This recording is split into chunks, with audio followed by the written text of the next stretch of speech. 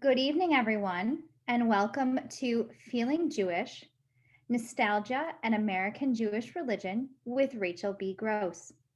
As you can see on your screen, we have a number of upcoming programs we hope that you will join us for. June 23rd is the Jewish President on Cheney Street.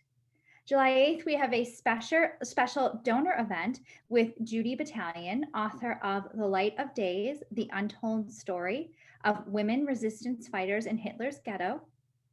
And July 27th, we have our second Shattering the Ceiling program, which is an interview with Dr. Ora Peskowitz, president of Oakland University. Additionally, on June 7th, we hope you will join us for our annual meeting with our featured speaker, Patrick Gallagher, president and founder of Gallagher and Associates. That will take place again on June 7th at 6:45 p.m. This evening, we are very lucky to have with us Rachel B. Gross, the Assistant Professor and John and Marcia Goldman Chair in American Jewish Studies in the Department of Jewish Studies at San Francisco State University. She is the author of Beyond the Synagogue, Jewish Nostalgia as Religious Practice, and I will be putting a link to purchase the book in the chat if you are interested. As usual, please submit any questions you have for Rachel via the chat feature at the bottom of your Zoom screen, and I will be happy to moderate a discussion at the end of her presentation. And now, without further ado, Rachel Gross. Thank you so much. Thank you, Kara, for inviting me to speak with you today. And thanks to all of you for being here, or to anyone who might listen to this online later. I am going to begin by sharing my screen. And you should be getting a link to my book, and I'm going to be giving you a brief talk about my research from my book, Beyond the Synagogue, Jewish Nostalgia as Religious Practice. I want to begin with one of my favorite moments from my research. Back in the days when we could go places freely, I watched visitors at the museum at Eldridge Street sit down in the pews of the beautifully restored 1887 Eldridge Street Synagogue on the Lower East Side in New York. They listened to a docent recount the history of the Grand Synagogue built by Eastern European Jewish immigrants. When the docent finished, she led the group out of the sanctuary, and she paused at the back of the room. "Step into the indentations in the floorboards," she said. You can see the floorboards there. She tells people to step into the indentations in the floorboards, and soon people realize that they have arranged themselves into straight lines. And she points to these indentations in the floor and the straight lines of the tourists. And the docent says, "Why do you think that these are here? And why do you think that you are in straight lines?" Slowly, the group realizes that they are standing very literally in the footprints of former male congregants. This was an Orthodox synagogue. It still is an Orthodox synagogue in which men and women are separated in prayer. And the women's gallery was above. This was in the main space for male congregants. And the indentations in the floor had been caused by men shuckling, rocking back and forth in front of their pew as they prayed in the traditional Jewish fashion. Over the years, they had left their mark in the soft pine floorboards. The docent demonstrates the movement, and the others copied her. A few tourists were familiar with the rocking motion from their own synagogue services. Most shuffled more awkwardly, if enthusiastically. But standing in the footprints of former synagogue congregants provides an immediate sensory connection to the past, one that engages visitors' entire bodies. One tourist reviewer wrote on Yelp, "You literally feel the history at your feet." And the docent's careful orchestration of this moment helps visitors experience a connection to past congregants physically and emotionally. I want to ask, what if we recognize this docent as a Jewish community leader, and in fact, as a religious leader, because of the way she directs Jews and others' emotions about Jewish history through her particular use of space and materials? We tend to think about Jewish community leaders as congregational rabbis, maybe directors of Jewish federations, American Zionist organizations, maybe leaders of some other Jewish nonprofits. But I think we would be better off if we broadened our definition of Jewish leaders, even Jewish religious leaders, to include those who guide Jews' practices, stories, and feelings.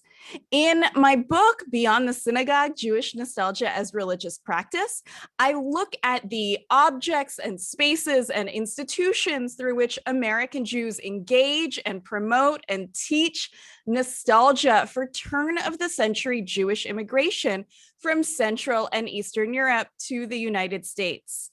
I find that nostalgia, which is a sentimental longing for Jewish communal origins in this case, that can't be fulfilled, a sentimental longing that cannot be fulfilled. I find that nostalgia is both an emotion and a practice. As a feeling and a practice, nostalgia has become a prominent part of American Jewish religion since the 1970s. And I look at 4 case studies in my book: the materials and organizations of Jewish genealogists, historic synagogues that are used as museums in the United States, like the Eldridge Street Synagogue, with which I began, children's books and dolls, and restaurants and other sites of Jewish food, especially Ashkenazi Jewish food that's being revitalized in a particular way. And I look at all of these 4 case studies, and I look at these things that people normally think of as cultural, and I think that they're better understood as part of American Jewish religion. This requires us to expand our understanding of what counts as religious practice and who counts as a community leader. And it demonstrates, against the arguments of some very worried Jewish community leaders, that American Judaism is not in decline, but is in fact evolving and flourishing.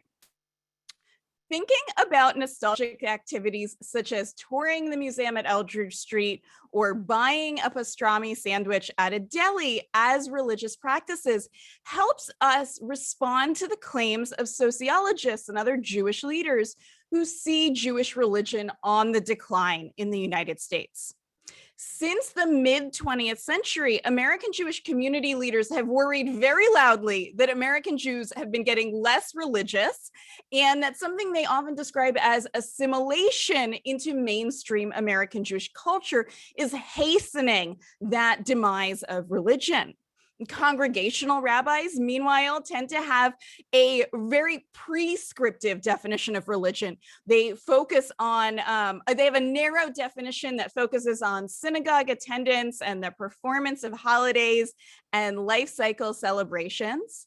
And meanwhile, they're building on the work of quantitative sociologists who are explicitly looking for activities that can be measured.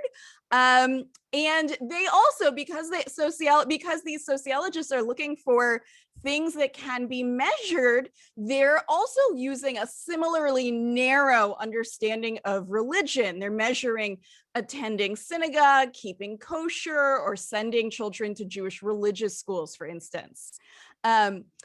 Historian Lila Corwin Berman describes this as American Jewish community leaders and sociologists having an intimate affair since the mid 20th century. They keep building on each other's fears about intermarriage and its effects on what they have called Jewish continuity. This alliance between Jewish community leaders and sociologists has centered on a deep fear of intermarriage and its effects on Jewish communities, which have been described as a marriage crisis or a continuity crisis, though that language is kind of quickly fading. And people are turning to new language. Like pronatalism, that's the new one.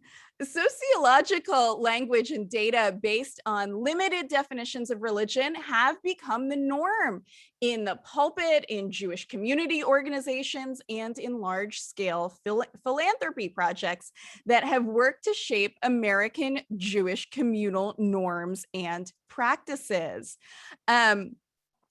Proponents of what's been called the continuity crisis rely on drawing a division between activities seen as good for the Jews. Those are largely the things identified as religion, which these leaders want to encourage, and those activities that are seen as bad for the Jews, generally cultural Jewish practices seen as encouraging secularism, assimilation, and intermarriage, which they want to discourage.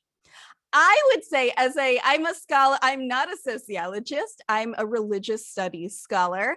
And I'm trained in American Jewish history as well. And as somebody who works on history, I would suggest that these worries about assimilation are resisting the idea, the basic understanding of studying history is that history is the study of change over time, as I tell my undergrads. And when we study Jews, it's really important to understand that Judaism, like everything else people do, has and will always change over time. And these worries about assimilation and declining religiosity are relying on the idea of a static Judaism, of one that is not changing over time, and a static idea of American culture, one that is also not changing over time, and seeing the two as mutually exclusive rather than understanding that American Judaism has always been part of American culture, that Judaism and Americanness have always been influencing each other and responding to one another over time. The most recent national study of Jews, which you may have heard of recently, Pew Research Center's Jewish Americans in 2020, just came out almost exactly exactly 2 weeks ago today. And it really comes out of this legacy. Like the 2013 Pew study of American Jews, this latest Pew study divides Jews into Jews by religion and Jews of no religion. Jews by religion are those who answered the survey by saying their current religion is Jewish. Jews of no religion are those who said none of the above when given a list of potential religions, but then said that they are Jewish ethnically, culturally, or by family background. There's about 27% of Jewish adults are Jews of no religion. I'm suggesting that this division between Jews by religion and Jews of no religion, and the related worries about the decline of American Jewish religion, incorrectly identifies the ways that Jews think about and practice Judaism in the United States. When Jewish community leaders and sociologists are dividing between Jewish culture and Jewish religion, many of the ways that American Jews create individual and communal meaning in their lives are flattened or even erased. Rather than turning to or only turning to the institutions that guided American Jewish communal life in the mid 20th century, like synagogues, religious schools, Jewish community centers, and federations, many American Jews are increasingly communicating Jewish values and ideas to their children and their neighbors and their communities, each other. They're increasingly doing this by engaging with the products of museums and gift shops, restaurants, publishing companies, toy manufacturers, philanthropies, and other ostensibly secular institutions. These are all products and institutions that are usually thought of as Jewish cultural materials, but I think they're better understood as Jewish religious ones, as I'll show you. By focusing on those sociologists and those community leaders are focusing on the waning, what they see as the waning practices of the waning religious practices of American Jews in synagogues, in institutions like synagogues. And I think they are looking for Judaism, and especially public forms of Judaism, in all the wrong places. Before I dive into my case studies, I just want to take a step back and note that there's a lot at stake in how we define religion. Like, why am I spending this time telling you that it matters how we're defining Jewish religion? Well, I think that there are three reasons why defining religion is really important. First of all, in the United States, we give powerful legal privileges to activities and spaces that we recognize as religious, including some significant financial privileges. The things I'm claiming as religious might not all be likely to receive these legal rights, but it's worth keeping in mind that the stakes of the question can be quite high. Secondly, American Jews use national studies like the Pew Study and the local community studies that build on them as guidelines for how to spend millions, if not billions of dollars in community funds, and how to direct philanthropic giving to try to change American Jews' behaviors, to get those Jews of no religion to be more like what they see as Jews by religion. So there's a lot of money at stake. Finally, I think that calling activities, objects, and spaces religious can be a really useful language to help us think about how we make and sustain meaning in our lives as individuals, families, and communities. So even if you don't end up agreeing with the way that I go around calling all kinds of things religious, I do think asking the question can help us pause and think about, well, how do I create meaning in my life? So my definition of religion, I think that religion is best understood as meaningful relationships and the practices, narratives, and emotions that create and support those relationships. And when I'm making this claim, I'm building on the religious studies scholar Robert Orsi, who thinks about religion as networks of relationships among the living, between the living and the dead, or between humans and the divine, each of which might be highlighted to varying degrees in different contexts.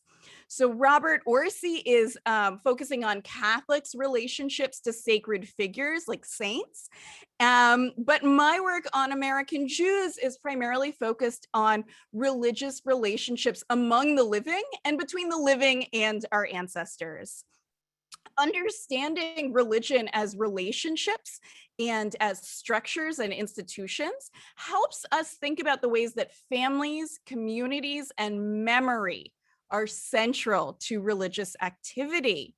When we think about individuals' relationships with families and communities and ancestors and the divine as central to religion, it lets us think about how individuals who might not think of themselves as religious make meaning in their lives, as well as how those who do see themselves as religious find meaning outside of traditional practices, guided by a variety of supposedly secular institutions and materials.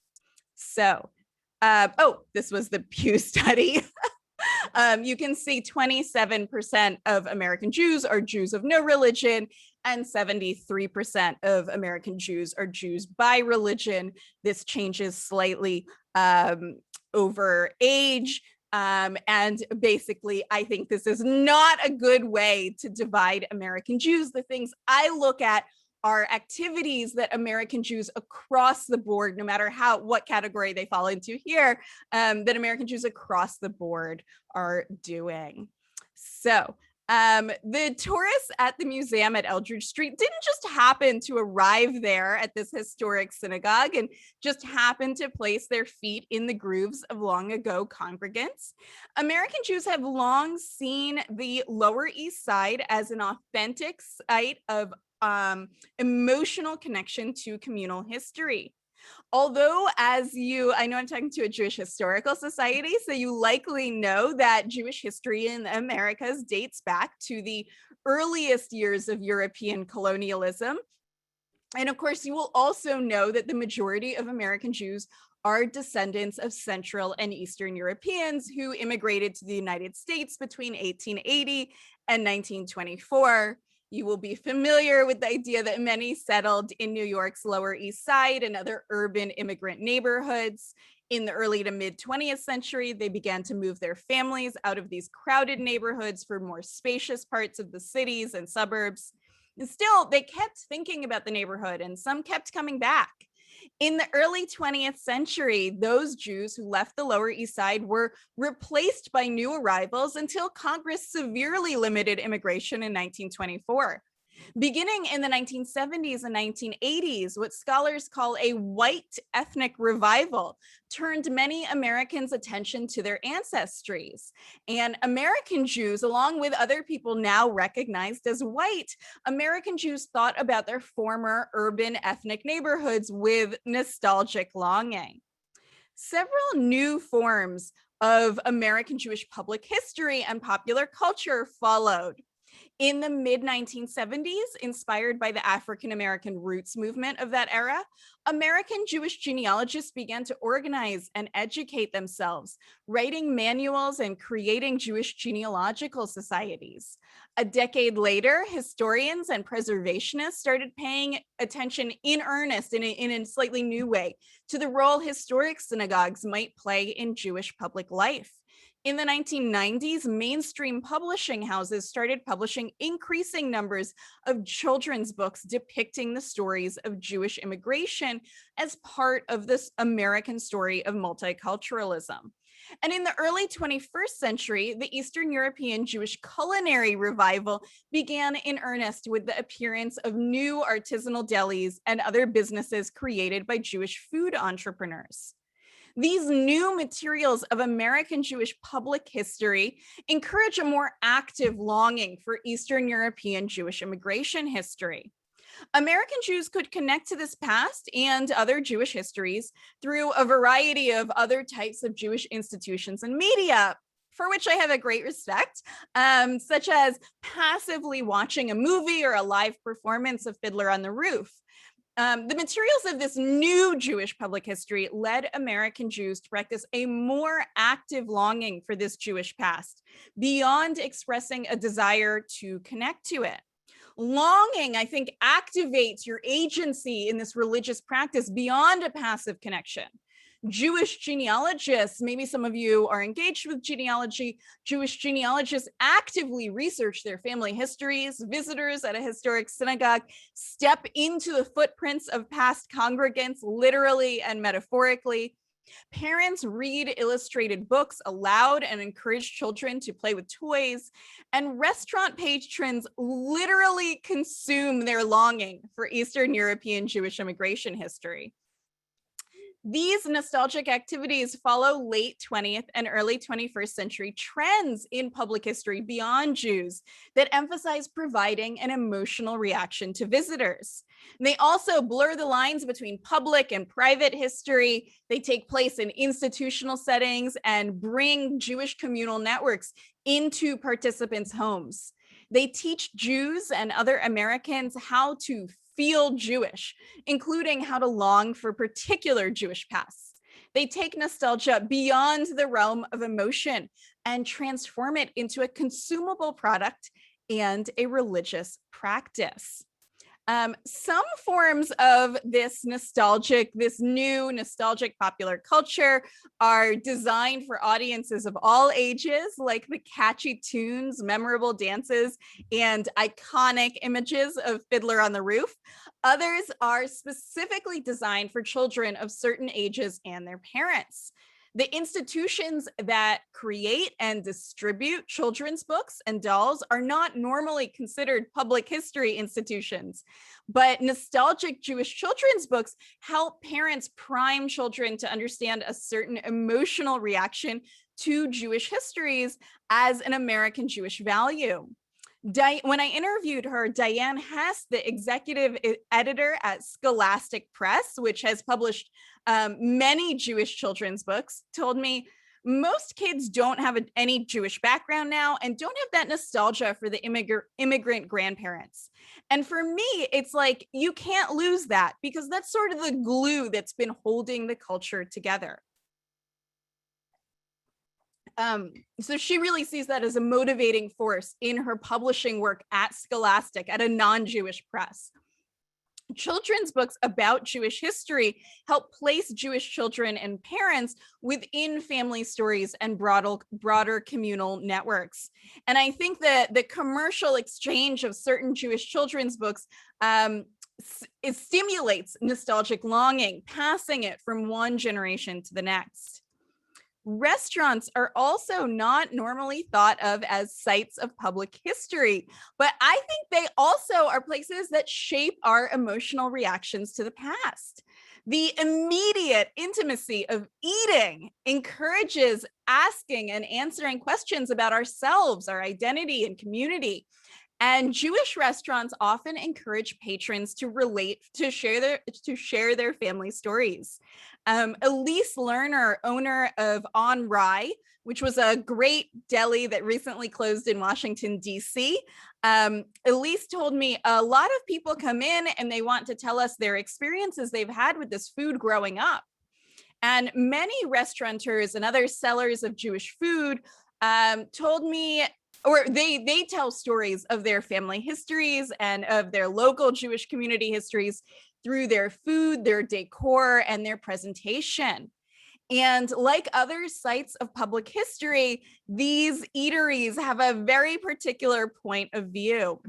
I'm in San Francisco, and nearby in Berkeley, California, Karen Edelman, co-owner of Saul's Deli in Berkeley, told me the principal story told in Saul's Deli is that of Ashkenazi Jews from the old world, and then New York, and then they continue going west until they reach California, which I love this story because it makes Saul's Deli in Berkeley and its patrons the culmination of Jewish history. It's really telling Jewish history in a very particular way.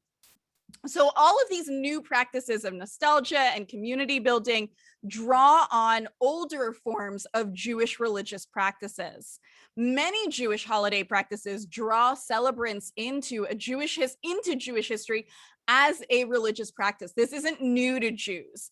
At the Passover Seder, Jews make this explicit by reciting the words of the Haggadah. In every generation, each individual is bound to regard himself as if he had personally gone forth from Egypt. So delis do this work, a similar kind of work in a more casual context, but I think they continue the same kind of work that the Haggadah does, placing patrons at the center of a Jewish historical narrative and connecting them to a community of Jews in the past, present, and in a projected future. These new materials of American Jewish public history often involve thinking critically about the past and about the effect of the past on the present. They challenge who we think of as an authority on Jewish history, identity, and practice. The Jewish culinary revivalists I study, for instance, are deliberately making American Jewish food fit for the 21st century. They're reimagining classic Ashkenazi dishes in light of concerns about sustainability, reliance on local goods, and the slow food movement, as well as the way that Ashkenazi food, that many people who eat Ashkenazi food have an emotional reaction to it. So when Karen Edelman and Peter Levitt bought Saul's Deli in Berkeley from its founding owners, many of the restaurant's ingredients were shipped from New York to Berkeley. They were participating in the Bay Area's food movement, and Edelman and Levitt began to reshape their menu with more local and seasonal ingredients. They were honoring Ashkenazi American cuisine by elevating it and updating it. But they ran into a pickle problem. A half sour pickle, you may or may not know, is properly made from a fresh cucumber and eaten 6 to 20 days after it is pickled. After that time, it is likely to become a full sour pickle, not a half sour pickle. Levitt and Edelman wanted to serve pickles made from local cucumbers, which are grown between June and November. But deli customers expect a half sour pickle to be available all year. And for a while at Saul's, customers had to endure having half sour pickles alongside their sandwiches at Saul's only in seasonally appropriate months, along with lessons in agriculture, geography, and Jewish culinary history. Edelman told me, we see ourselves in a continuum. She said, they see that story of Jews going from the old world to New York and then continue going west and updating this pickle problem they ran into was extending the story of American Jews and bringing their patrons into that story. I suggest that all of these people who are creating and selling nostalgic American Jewish public history should be considered a new kind of Jewish communal leader or religious expert. I think that Jewish genealogists, museum staff members, children's book authors, and restaurateurs create and curate the materials, their materials to elicit particular emotional and religious reactions to particular Jewish pasts. They're not people we regularly recognize as leaders or even as experts in scholarship or in Jewish communal conversations, and not all of these people would recognize themselves as Jewish community leaders. Often, in fact, I find that staff members at such organizations are deliberately minimizing their own impact because they want to emphasize their patrons' authority or their visitors' authority on the subject in order to help them get their buy-in. And when we acknowledge the leadership of these content creators and we point to the importance of new types of Jewish community organizations, we can think about them, when we think about them as Jewish community and religious leaders, we can see how they guide American Jews at least as much as those we have traditionally recognized as Jewish community leaders, like rabbis and directors of federations and other nonprofits. At the same time, I want to be careful not to overemphasize the distinction between leaders and everyday Jews. When we think about the when we think about who's participating in these activities, we recognize that these activities are typically thought of as leisure activities. And for participants, they can take up as much time and money as we allow them. So you can do a quick search of family history on Ancestry.com in your spare time. Or you can pursue Jewish genealogy as a serious researcher over many decades, and you can contribute to local, national, and international Jewish genealogical forums, databases, and organizations. And I think that the fact that nostalgia might recede into the background of American Jews' lives and only to reappear repeatedly in different contexts is in fact the way religion works in many people's lives, that it might be in the background and then pop up at important moments. Let's see, jump ahead. And I think when we think about who's an authority and who's a professional, we can, this kind of quickly breaks down in this space. The authoritative Jewish genealogist can be either a professional or an amateur genealogist, for instance. Those who solely research their own genealogy are called amateur genealogists, and those who research others' genealogy for pay are professional genealogists. So they're usually doing the same research with the same tools, and most Jewish genealogists are not formally trained in historical research, but have learned important and very skillful research skills informally through practice and from other genealogists.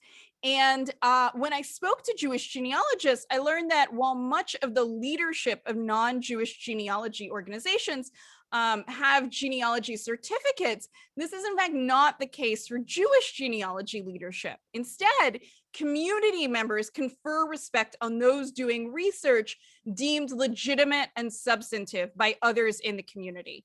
So we can see that authority can work in all kinds of complicated ways and might have norms based on the community. But just because the creators and curators of American Jewish nostalgia should be considered religious leaders does not mean that audiences listen to them uncritically, a position with which other religious leaders are certainly familiar. If there are any rabbis here, I'm sure you get congregants talking back to you all the time. At sites of public history, docents and staff members at historic synagogues provide rules of acceptable behavior to visitors. But as I did my research at historic synagogues, I saw visitors, especially Jewish visitors, routinely refusing to observe the behavior guidelines. Jewish visitors approach Jewish historic spaces with a sense of entitlement. And in fact, staff members want to encourage that entitlement even as they try to regulate visitors' behavior. At the Jewish Museum of Florida, which is in two adjacent former synagogue buildings in South Beach, in Miami Beach, they have encouraged visitors and donors buy-in in their space through its advertising slogan. Whether you came here 100 years ago or today, this museum is about you and for you. I love this slogan because it's not entirely clear which you is being addressed here. Do you need to be Jewish or Floridian or American? Who's the you here? And what happens when visitors' ideas of the past differ from staff members' visions? The museum is very deliberately leaving these questions unanswered, allowing visitors to formulate their own answers in that void. During my research here and at other historic synagogues, I repeatedly saw visitors focused on the ways that their own family histories related to the site or reliving their past experiences there, sometimes ignoring or even contradicting docents' remarks. They're really enacting the buy-in that staff members would like to see. In a shared vision of communal nostalgia, the overarching vision of a nostalgia for Jewish immigration history helps smooth over differences between visitors and heritage institutions' constructions of the past. Jewish delis also run into this problem of conflicts with customers. Deli owners routinely told me that customers constantly compare restaurants outside New York to their ideal of a New York Jewish deli, even if the customers have not been to an actual New York deli in years, if ever. And even if the restaurateurs are repeatedly telling customers that they are not trying to emulate a New York deli. At Saul's Deli here in Berkeley, Edelman and Levitt explained to their customers, recreating the New York deli is not our charge. Food, authenticity, flavor, sustainability, survival, and being true to the values of our culinary roots are our first priority.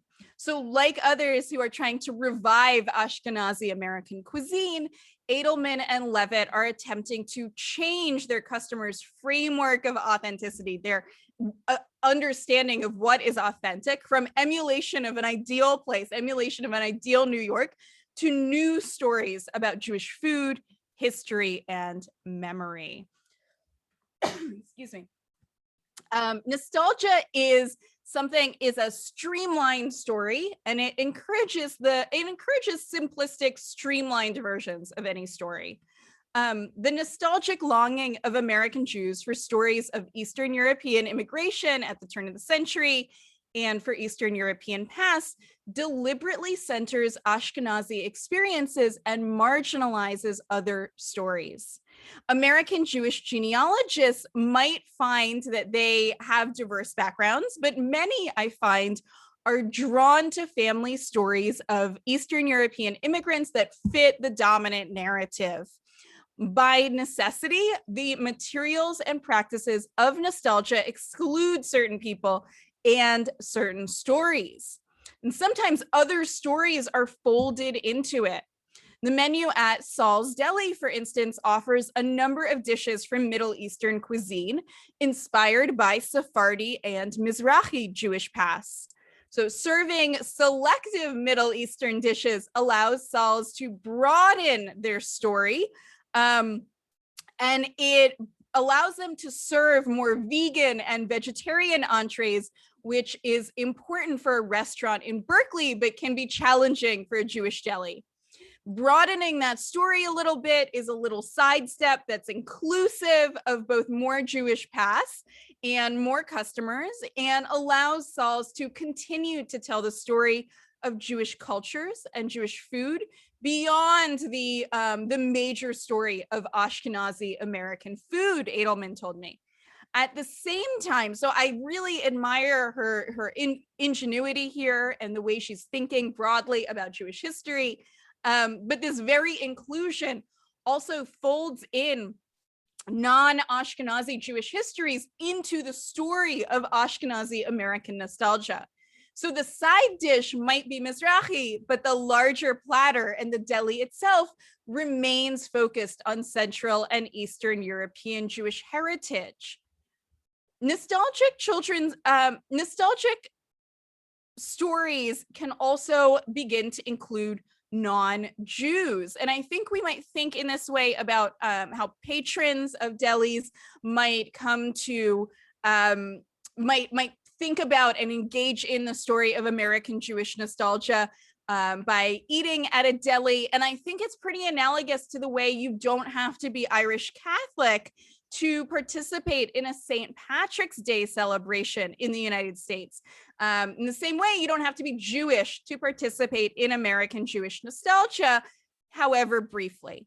But I think while St. Patrick's Day is no longer understood as religious, we should understand that the materials of American Jewish nostalgia can both welcome non-Jewish participants and retain specific Jewish religious qualities. We might also look for nostalgia in children's books, and nostalgic stories are a major part of the catalog of PJ Library. Some of you may be familiar with this program. They're a program that distributes free children's books and music with Jewish content to Jewish and interfaith families. The organization emphasizes that children's books are not just for children, but are meant to be read aloud by older family members who, like children, should be receptive to their messages about Jewish histories and values. I am proud to say, somewhat proud to say, that I believe I'm still the first and only scholar to have published on PJ Library.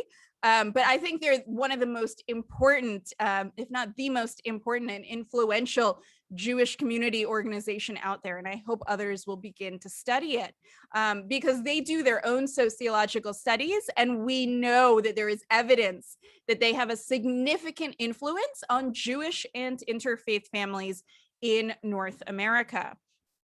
One book that might illustrate the way that this works briefly, I'm going to conclude with this, is a book distributed by PJ Library, Sheldon Oberman's The Always Prayer Shawl, which tells the story of a boy's immigration from Eastern Europe to North America.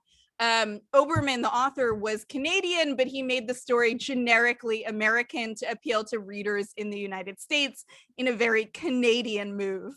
The boy brings with him his father's prayer shawl, which he eventually passes on to his own grandson. No, the Always Prayer Shawl tells a particular story of Jewish immigration. In fact, it came out of Oberman's experience inheriting his grandfather's prayer shawl and giving a prayer shawl to his son on his son's bar mitzvah. Oberman encouraged audiences of all backgrounds to find themselves in the story of heirlooms and intergenerational connections. He frequently wore his real grandfather's prayer shawl while reading the Always Prayer Shawl aloud to audiences, expanding on the religious use of the garment. Excuse me. When a non-Jewish author complimented Oberman at a reading saying, "I wish I could tell stories like you," he responded by taking the prayer shawl off of himself and placing it on her shoulders, saying, "I wish I could tell," saying, "Yes, you can tell stories like this." And the prayer shawl and Oberman's story comfortably incorporate Jews and non-Jews into the emotions and the network of relationships of North American Jewish nostalgia. So just to wrap up, I think that recognizing the dynamic practices and desires and pleasure and play of American Jewish nostalgia as religious activities points us to the wide variety of ways that American Jews can find really important meaning in their lives beyond traditional denominational structures and in institutions and practices that we generally think of as secular. When we redefine American Jewish religion to a more expansive view, we start to see American Jews finding meaning and finding meaning in institutions and activities in really powerful ways that we might have been overlooking in their lives. Americans in general are shaped by practices and values, not just from their synagogues or their churches and mosques and temples, but also in general, we acquire and enact our values. We're taught our values by restaurants, publishing companies, toy manufacturers, gift shops, museums, philanthropic institutions, and other supposedly secular organizations, which teach us not only how to behave, but how to feel. Thank you so much, and I welcome any questions or comments. If you have any questions, again, please feel free to submit them via the chat feature, and I am happy to moderate the discussion.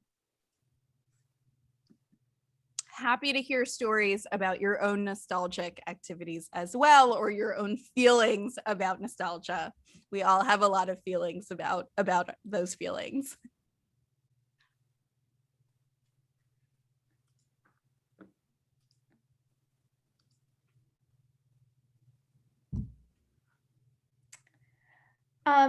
A question I have is, do you feel that sort of those weekly rituals that people develop, you know, how you would meet your grandparents every Sunday at the deli or something like that, and always the same deli and the same Jewish food, do you see those as having become a part of Jewish practice as well? Yeah, absolutely. Thanks for that question. Absolutely. I think your example points to the ways that you know, we speak about those rituals as in religious terms, and I think we might take the way we talk about them really seriously. When I didn't get into it in this talk, but I spent a lot of time talking to deli owners about navigating whether their delis were kosher or not kosher. And one of the most powerful stories I got from those interviews was with a deli owner who had decided to include a it wasn't a kosher deli, but he felt like he had a sense of what belonged in a deli and what didn't, right? He wasn't serving ham sandwiches generally, but he was serving a bacon and egg sandwich. And he said, why am I serving that? I'm serving that because every Sunday morning I had a bacon and egg sandwich with my father, right? And that bacon and egg sandwich made him think about his Jewish family experiences, right? So for him, that was a real ritual. And I think we can start to think really what I want to do, what I see as the important part of my job as a religious studies instructor, as a religious studies professor, is to help people think about the ways we form meaning in our lives, that the ways we create meaning in our lives might be helped by traditional religious practices. And we might find that meaning in synagogues or on holiday practices with their families, but we also find meaning every day in our lives with our families and with communities. How do you think that's going to change post-COVID? Because, the synagogue has been virtually a part of a lot of people's lives. I've heard stories of people who are attending services more frequently because of the convenience of Zoom. Do you think that there will be a swing back to the synagogue being even more central, part of Jewish life? Or do you think because we have had our homes and our smaller community as that center, that it will shift to more of the nostalgia practice as it has already moved? That's such a great question. First, I always, his scholars are always like, we're not prophets. We can't see the future. We're always very reluctant to make predictions. What I have seen, what's been really interesting in COVID, being a scholar of nostalgia in COVID, has been that I think people have been turning to what's comforting to them. So it might be synagogue services, and certainly that's an easy way. I think for many people, it's a built-in way to find community. But actually, delis have been struggling in the pandemic because in the way that all restaurants have been, it's there's a ton of regulations on restaurants. It's been very hard. But they haven't been suffering from lack of interest, actually. If they're doing takeout, there's a huge demand for delis, for deli food, which many people find very comforting. So I think we're gonna go back to, I think a lot of these institutions of nostalgia, the kind of cultural institutions that I'm looking at, are going to spring back. I also think, groups like yours, certainly, but groups like Jewish genealogists have been meeting over Zoom and building their community, sustaining their community in the best ways they can over Zoom. What I hope, I don't know if this will be the case, but I hope that the pandemic has allowed us to think more broadly about accessibility, about who's being left out, when we focus only on physical spaces, and who's being left out when we don't have things like transcriptions and all kinds of accessibility issues. And I hope that that when we, whatever returning to normal life means, I hope that we'll bring those lessons and those questions at least back with us, whether it's returning to synagogue or returning to Jewish museums. We have a comment that came in from Gail Justman. She said, as an amateur genealogist, I consider it a mitzvah to have discovered my relatives, especially those that were murdered in the Holocaust, and to remember them. Are you finding that, you're seeing that with a lot of genealogists? We all have the chance to be a genealogist now, especially with the DNA tests that Ancestry has and things like that. Yeah, thank you. Thank you so much for that question, or that comment, Gail. Absolutely. That's a major idea that I focus on in my book, and that I've heard from many genealogists. I think you're pointing to two things. One is really learning from genealogists.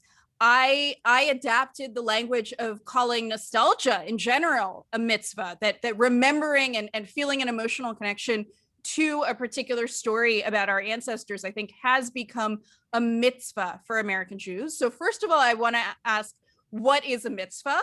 I think the way American Jews use the word mitzvah is so interesting. It's, I think, both a sacred obligation, right? It's a commandment, something you literally have to do. And it's also, right, more colloquially, a good deed. It's something that it's something that's praiseworthy, right? Good job. You get to say, good job, you did it. And I think there's a tension there, right? Is it something that's obligatory or something that you have to do? And I think that the way genealogists use this, understand their work as a mitzvah, really gets at both, right? It's both obligatory and you deserve praise for doing this. And the other thing that I think your comment really points to, and or might point to, that I heard from many genealogists, is the way that things like genealogy research can really be, I'm making the claim that genealogists and Jewish genealogy research in general can really be understood as religious if we expand our understanding of what religion is. But also, I've been really interested in the ways that Jewish genealogists intertwine their work with traditional religious practices. So I know many people, many Jewish genealogists might say Kaddish or light a yahrzeit candle for relatives on the anniversary of the death of relatives they discovered who died in the Holocaust, or other relatives. So I think the incorporation of those traditional religious practices is worth thinking about. Worth thinking about the ways religion works in our lives. And thank you for that really rich comment, Gail. We had a question come in from another attendee. I apologize, it's just a number and not a name. Many non-Jews think of us as a religion and not an ethnic group. We are both. The factors you cite are very important in Jewish identity, but I don't understand calling it religion. If Irish Americans like singing or listening to Irish music, or Italian Americans focus on their food but are not practicing, would they see this, or should we see this as religious? Thank you for that really thoughtful question. So I will say, first of all, I'm coming out of I work in the field of religious studies, where certainly other people would be eager to make the claim that Italian American food might be best understood as religious. And the reason that we are throwing around the word religion hither and thither all over the place is because I think it's a word that helps us pay attention to how important these things are.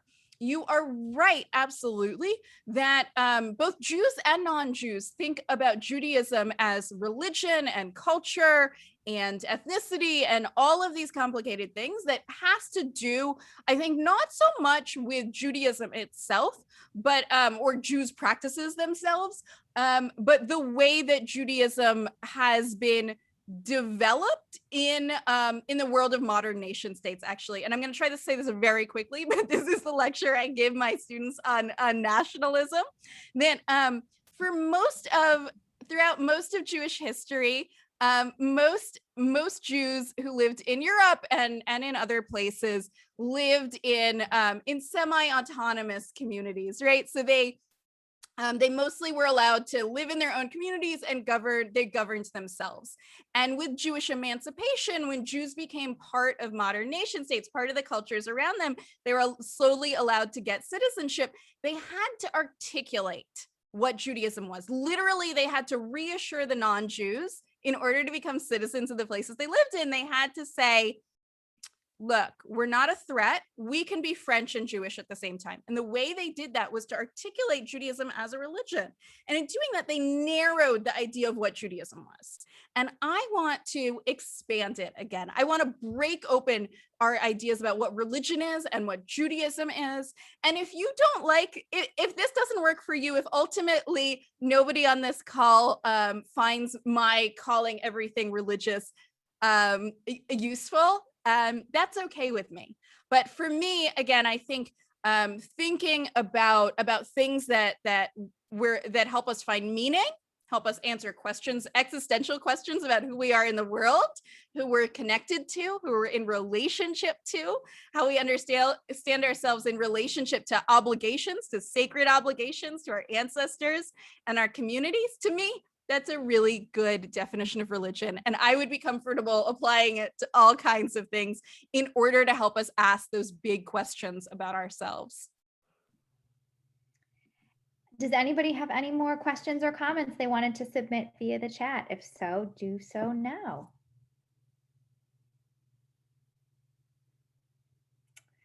All right, well, I don't see anything else coming through.